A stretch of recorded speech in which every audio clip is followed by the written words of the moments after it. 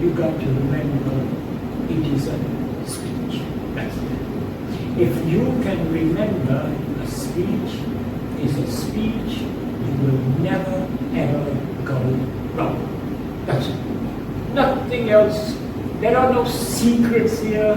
The rest is just developing. Now, when I say speech, it means your talk has to have all the requirements of a speech.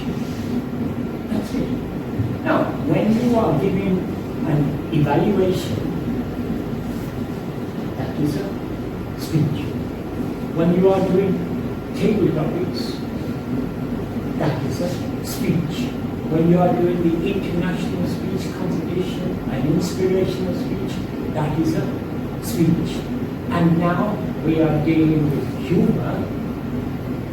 It's a speech. It's just a speech.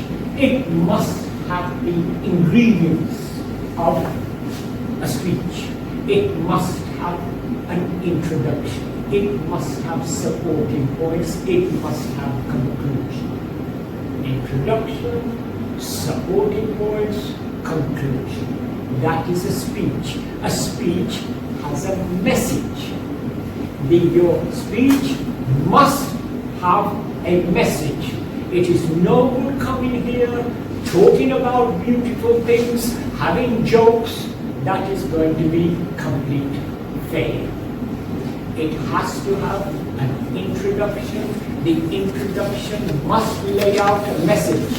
Then your supporting points support that message. Everyone supports that point. Then you come to the conclusion. In the conclusion, you summarize all those supporting points with one take-home message. That's it. People say to me, your speeches are fantastic. Okay, they are good. Why? I work hard on my speeches. People say, he's naturally funny. What nonsense, natural funny. You think I was born natural funny? My mother, when I came out of her stomach, I was laughing and natural? No, no, no. These things are practice. I practice. I practice and I practice at home. I practice in front of walls, in front of mirrors. I practice in front of the cats, in front of the dogs. I practice every day. That's how you become a good speaker. I want to be a good speaker. Why? A good speaker makes you a good communicator. A good communicator makes you a good leader. And why do I want all of those things? Because I want a better job. I want more salary. I want more recognition. I want people to be happy. I want to give the things to my parents. I want to give to my sisters and brothers and my neighbors and my community. I want to improve my life so the children can be, I can be a role model to them. That's why I want to be a leader. Not everything is selfish. And this all comes from communication. Communication, how? Developed through his speeches, through his presentations. That's what speech is all about. People say, but you have a nice kind of humor. That's my style. Humor comes in many different flavors, 10, 11 kinds of flavors. Humor can be slapstick. Humor can use self-deprecating, or humor can be dry, humor can be witty. I use the one that I like, the one that I choose. Now, I choose dry humor. My style is dry humor. What is dry humor? It means I don't like to explain my jokes. They have to get it or they miss it. That's it. If they get it, my God, they will laugh. But the danger is, if they don't get it, then I'm going to look like a fool. What will happen on stage? I'm clever enough. I will detect that and I will pretend like nobody noticed. And I will carry on. There is a risk that I take in my style of humor. But that is my style. It may not be your style of humor. It may not be your style of humor. What I find funny may not be what you find funny. And your humor may be not funny for me. It is up to you to choose. It is your risk, just like any speech. But mine, I find it funny. For me, humor must be hurt you in the stomach. You must be laughing your head off. It must hurt here. If it doesn't, it isn't worth. I don't go. If it doesn't make me hurt, thinking about it, laughing, I just get rid of it. That's it. But the most important thing about speech, whether it is humorous or anything else, is that it must be a speech. It must have a message. People say to me, your speeches, you bring the frying pan and you do this, is so crazy. They lose the whole point. They never see how serious, how deep that message is. Why? Because I always write the speech first. Now, my dear friends, I tell everybody, anybody can do the same as me. You can do better than me if you work harder, if you try, and if you want, you can easily achieve those things. How? Just make it a speech.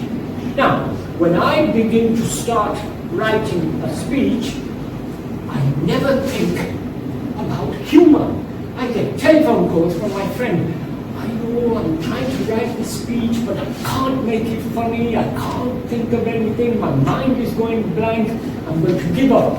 I meet some Toastmasters in the clubs. Every week I go to one or two Toastmasters, and everybody's the same thing. I'm writing a speech. It's not finished yet. I'm preparing it.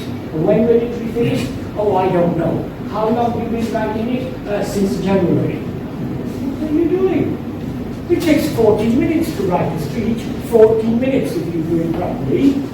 It takes 4 weeks then to craft the speech. You have to craft the speech. First we write it, then we craft it. What does crafting mean? It means take out everything that is irrelevant. Remove anything that is not funny. Get rid of anything that doesn't make sense, then practice it, make it flow, make it a part of you. All the speeches I have written, 15, 20 of them, I can read straight up. Now I can present any speech you want. Why? Because I internalize it. I have practiced it so much, I don't need to memorize it. It just comes out. When it comes out, then I can concentrate on my hands, my feet. I don't need to worry about the timing. So, my friends, if you are writing a humorous speech, do not think I have to write a humorous speech. What you have to do is write a speech, any topic. Then, once it is done, then you begin to shape it into a humorous speech. You can find humor in anything. You can find any topic to write about. I can look in this room, I can just write about this light bulb, beautiful color. You can write a speech about this air conditioner. You can write a speech about your beautiful yellow shirt. Anything. Various speeches you write, it is not the topic. It is the way you look at the topic, your personal views about the topic, and then you support those personal views. Today's topic is how to avoid suicide. That's a serious topic, but you can turn that into a joke. What is the best way? Do not kill yourself. That is the best way to avoid suicide. Don't jump in front of a train. When the train is coming, don't jump in front, because if it happens, you will kill yourself. Don't go up to the 3rd floor and run off. That is how to avoid killing yourself. Don't do anything stupid.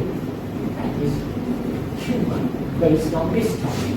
You could write a whole speech on this subject. But I don't look at those kind of things. I just look at writing a speech, and then I cut away any an idea. Now, when I write a speech, I will always have one message and I will have 3 supporting points to support that message. So when I write a speech, all I want is one opinion and 3 supporting points. That's what I do. When I give my last speech, I just look at a topic, this pronunciation, and somebody says something to me. And from that, I just thought I can write a speech about it. What was it? Everywhere I go, some people say to me, I'll go to the bathroom and come. You see? Now, this is a terrible thing to say in the English language, I'll go to the bathroom and come. So I thought I could turn that into a speech. And that's what I did. I said, well, some people in Sri Lanka, they say strange things. So now I turn that whole thing into the speech. Now, I wrote a serious speech. In Sri Lanka, we have a problem. It is pronunciation. People don't pronounce things clearly, and then they say strange things, and it confuses me. That was it. Then I wrote it all out, a very serious speech. Then I said, now I'm going to turn this into a humorous speech. So I looked at all the first parts, and then I thought, well, I listen to the people in Sri Lanka, but what the hell am I doing in Sri Lanka? So then I thought of an idea. Then it just comes. Check it round. I was happily married in the UK. My wife is Sri Lankan. So now I thought, how can I change that in the humorous? But it's quite simple. All you have to do, cut away everything that is not funny and leave the ideas in. So I begin my speech by saying, my wife and I are both happily married. But my wife is happier than me because she makes all the important decisions. I just agree with all of her decisions, not because she is right, because I have to think about my health. When I do not agree with her, she will go straight into the kitchen, and then she'll come back with this, and then I grab a frying pan, the frying pan, this. And when this begins to make contact with this, it makes a horrible sound. It's like a bang.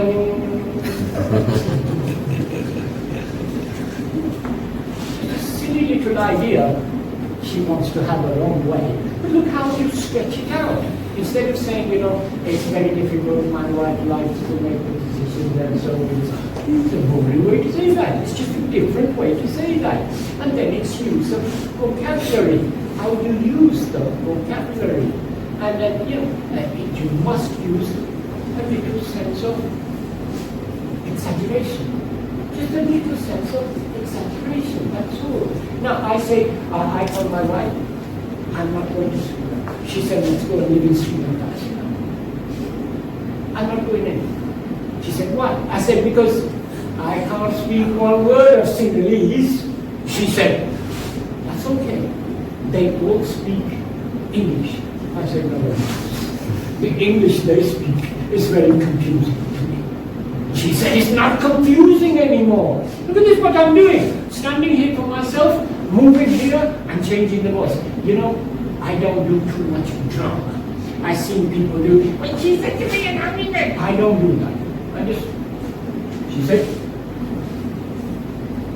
they speak beautifully.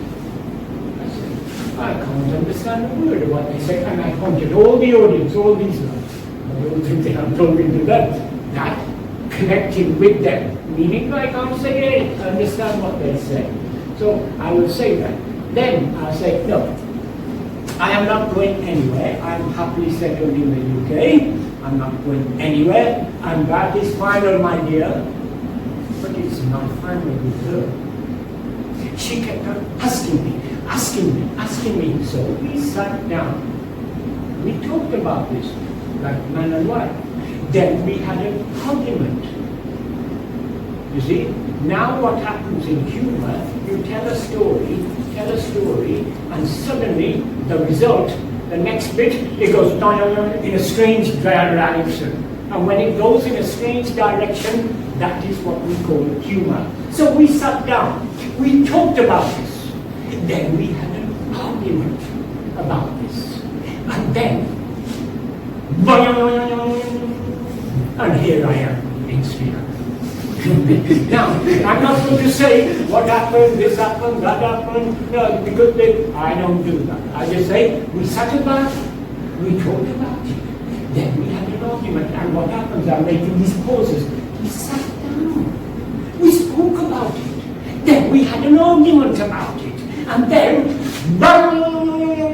and here I am. Just a little drama there, that's all I do. And then, now that I'm here, I'm finding out she was lying to me. And my problem started at the airport. I got to the airport. The immigration officer said to me, "What is in your bag?" So I told her. Then she said, "Could anybody have put anything into your bag without your knowledge?" I said, "Could anybody have put anything in there without your knowledge?" I said, "What? Look, my dear, come here." I said, "If somebody put something in there without my knowledge," she said, "Yeah." I said, "Then how would I know?" Because it was done without my knowledge. How can you ask me to sing a song that I've never heard? How do I know somebody put in there if it's not within my knowledge? Then I say, when the words are confusing, then the English is still confusing. I make silly jokes that exaggerate it, but they have a little bit of truth in them. So I would say my wife, she likes to buy bread and buns from the tuk-tuk three-wheeler that comes in the morning. Every morning, 6 o'clock in the morning, the music comes, and she goes running down, opens the gate, and buys the buns. But one day, that tuk-tuk came a little bit early. She was in the shower, she heard the music, so she shouted, "Asghar, Asghar, Asghar, the bread man." I said, what? She said, "The bread man." I said, "What? The bread man? What do you want me to do?" She said, "Put a shout, stop him, put a shout." I said, "What?" She said, "Put a shout, man, put a shout." How do you put a shout? Do you shout, "Ah," then catch it? Then put it somewhere. You can't do it. When the English is wrong, it makes no sense, and the English is confusing. Then you see, I'm forcing these words, the confusing. It's confusing. This is running through my speech. The message is, the English is confusing. You can't say put a shout. There's no such thing. Its grammar is wrong. You can't put a shout. You just shout. If you put a shout, it sounds confusing. I don't know what to do. You see, now I'm supporting that point. The English is confusing. Then I come to another point. I will say, I used to eat a lot of mutton in the UK. Mutton is very common, but it's not very common in Sri Lanka, isn't it?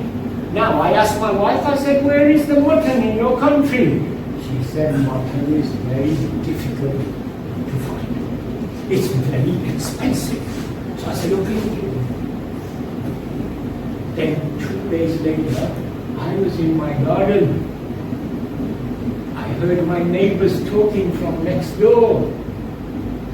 And one of them said, "Oh my God!" You see, that is dry humor now. If you didn't catch it, you missed it. What? "Oh my God!" You see? So when I heard her say, "Oh my God," I quickly called my wife. I said, "Oi, oi, oi, come here, madam." Now, I call my wife, "Oi, oi, oi." That's what we do. She calls me, "Oi, oi, oi." It's agreement. I told her. She came into the garden. I said, "You told me mutton was hard to find." She said, "Yes, it is." I said, "But that woman living next door, she has got a goat on the balcony. See? Now, this is dry humor. If you don't get it now, you are never going to get it. You see, that is what I call dry humor. She said, oh my God. I thought she said, oh my God, thinking it's a bear, when it's not. So my wife said to me, you fool. She's talking about God. She's saying, oh my God. I said, what? That goat is her God? You see, now I'm making it even more confusing. But if you get the joke, you will be dying now in the audience, because this is getting sillier and sillier and sillier. So now I'll say, my wife said, she's talking about God. God, God, not goat. I said, what? That goat is her God? Now, she'll say, no, no, no, you stupid fool. When she wants to say God, she pronounces it God. That's it. There is no there over there. See, now this sounds coming out the same. This is what people laugh at. This is what you want, but it makes sense. Exaggeration, exaggeration, exaggeration. Yes? But then I finish by saying, when the God becomes the goat, then the English is confusing. That's, you see, you're running this theme through, run the theme through all the time. Now, we are all adults here. Most of my jokes tend to be for adults. There's no younger person here. When I talk about serious things, I even make jokes. The more serious the thing is, the more jokes I make about it. People say, do not talk about religion, politics, sex, and things. I always say, those are the only things worth talking about. But don't make it obvious. Don't talk about it in a way that offends anybody. Don't segregate anybody. Don't think of it as them and us. When I want to make a joke about Sri Lankan people, the first thing I do is I count myself as being a Sri Lankan, then I make the joke on all of us. That's how we do it. Do not segregate anybody, never ever hurt anybody's feelings. But when you joke, the joking is what I call sarcasm. People say when you use sarcasm, it's the lowest form of joke. Are they crazy? Sarcasm is the highest form of joking. Look at all the modern successful films. They are all based on sarcasm. All of my jokes are on sarcasm. I also use what is called wit. Wit means using words as jokes, like God, God, things like that. If you don't get it, you don't get it. It's very, very risky doing that. Another thing is I use my vocabulary range. I never say, she stopped me doing that. I will not use words like that. I will just say that particular avenue of pleasure was sealed off. You see, this is another beautiful way. So I look, I practice. I don't get it. Many people say, I know he's born in the UK, he knows all these words. No, no, no. You go to the UK, they don't speak like me. They don't do that. I do my speeches in the UK, they say fantastic, amazing. Really. Why? Because I practice. It's nothing to do with being born in there. They say you have the accent. And your accent is nothing. It means nothing to me. I don't. Everybody has an accent. Everybody. I like some accents. I don't like other accents. You see, I like the way Sri Lankan people speak English. I like that accent. It's very sweet. It's nice. But I don't like the Indian accent. I don't like mother, brother, father. I don't like things like that. We don't talk like that. The Indian accent to me is not like, but that's still a nice accent. That's still, everybody has an accent. Accent has got nothing to do with my speeches, nor the vocabulary. You have to plan the speech. A speech is a speech is a speech. When you sit down to write a speech, take any idea. Do not think about it as I got to make it funny.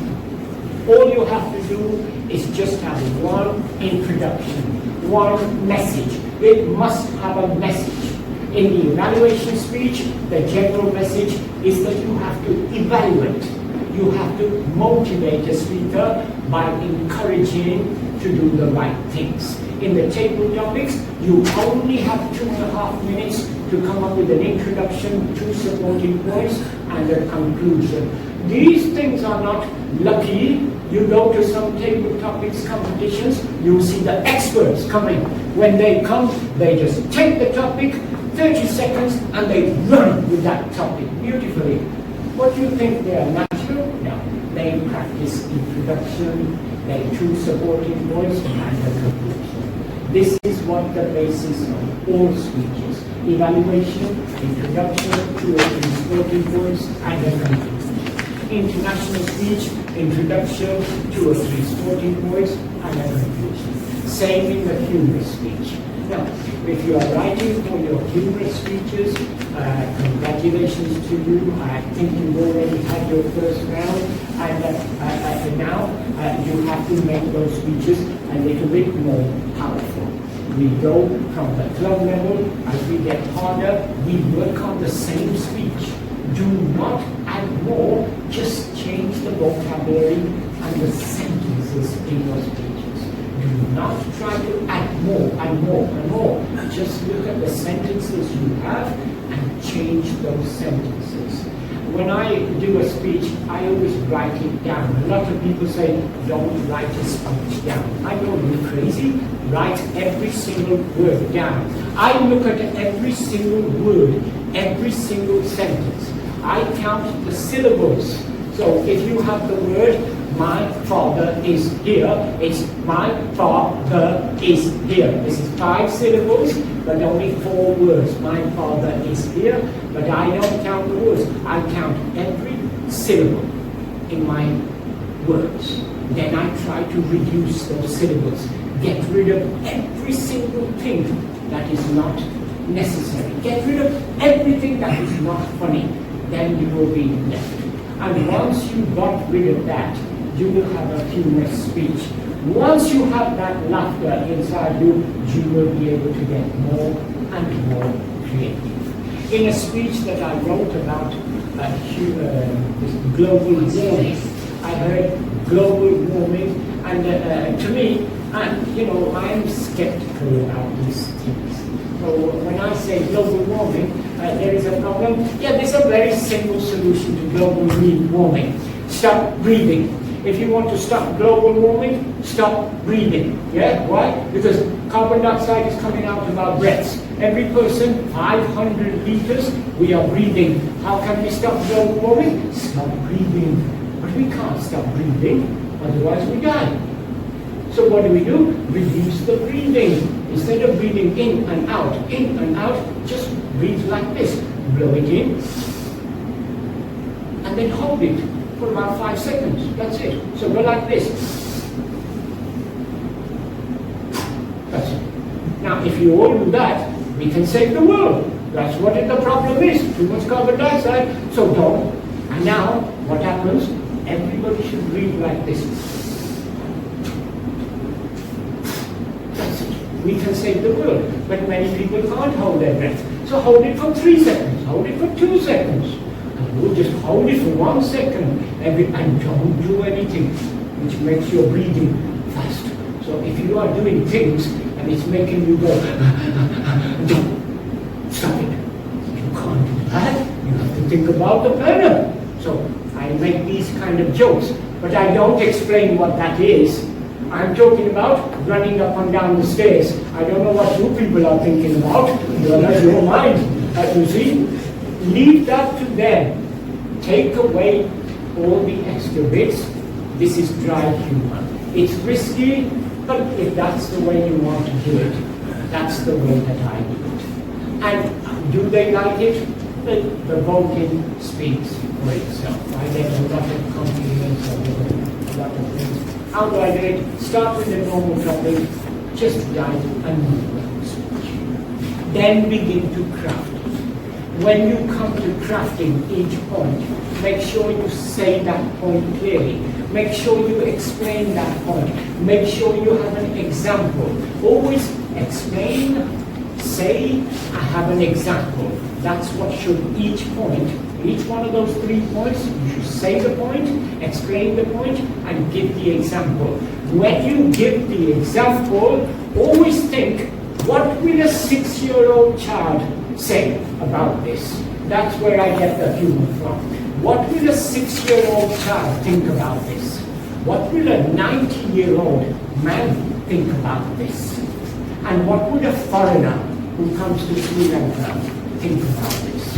Once you see what the foreigners, those elderly and the very young think about those things, the humor will come like that. Because they say the craziest things. They think the craziest things. So this is where all my humor comes from. I always look at the point, I explain the point, and then I'll think, what will a child say when their child looks at it? What will that child think? And that is where I get all of my humor from, those things. Those things need practice, they need patience, they need work on. If you are going in now for your area competitions, you need to get a little bit more serious about humor. And humor is fantastic. Humor will make you memorable. Humor will make your speech live on and on and on. I'm always available to explain these things. Claude here, he can put you in touch with me at any time. Anytime you have an example that you think it doesn't work, and then you think, well, Mr. Rana came to our club and he said this would work, so why don't he just build this sentence for me and show me what he does with this? I'm ready to show you at any time. Yes? I want to thank you, Claude, for inviting me here today. A wonderful chance to meet this new club. I have an attachment with Claude, not anything funny, but I'm a friend of his. That's all. And we like to help each other. In the end, this whole business about Toastmasters is about friends helping friends. That's what it is for. Many people ask me, you come to Toastmasters for improving your communication skills, and I say no. They say you develop your leadership style, and I'm not interested. But what this Toastmaster build your... No, I'm not interested in those things. What are you interested in? I'm interested in this friendship, in this networking, in this business of friends helping friends. I help you today, tomorrow you may be able to help me. That's what it's about, so that I can meet you, and that happiness is there. That is the kind of thing that we need to promote into people who are depressed, that who may be thinking about committing suicide, that there is always somebody there for them. That is what I value mostly in Toastmasters. The red card's been flashing for a long, long time. I'm going past my time. I'm going to take leave and leave you with one thing. I'm always there for anybody if they want it. Whatever you need, I am there for you. Ask Claude to get in touch. Give me a sample, whatever you got, I will turn your speeches around. But please do not send me any requests for money. Don't ask me for any money. I will help you with your speeches. Don't ask me for any money. Don't ask me to do anything I can't do. And also, the thing is, give me 2 hours to get back to you. That's all I need. Okay, thank you so much for having me. Toastmaster, back to you.